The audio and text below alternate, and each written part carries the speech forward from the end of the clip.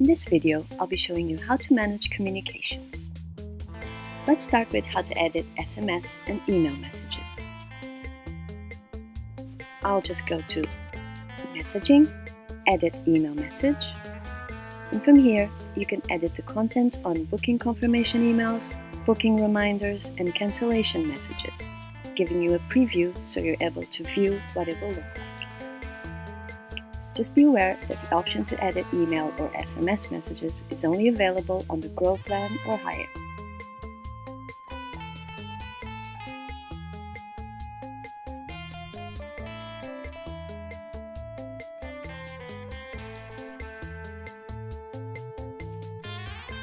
For SMS, the process is the same.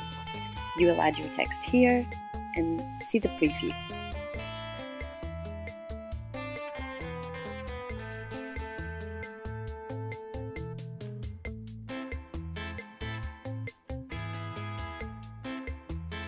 You can also set when messages are sent out via Messages, Message Settings. I like my customers to receive a reminder 1 day before the appointment and also 1 hour before. So this way, my customer will remember that the appointment is tomorrow, giving them time to organize their schedule, and 1 hour before the appointment to confirm their presence, proven to reduce no-shows.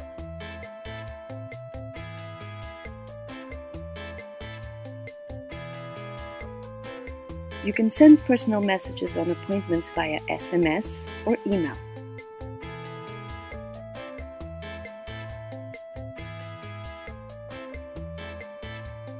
We also allow you to see when a message was sent and received.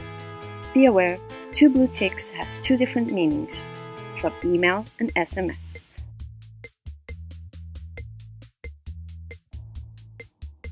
For SMS, it means the customer clicked on a link in the message that goes to your booking page. For email, it means the customer has opened the message. Any questions? Feel free to reach us at help@tinte8.com. Bye now!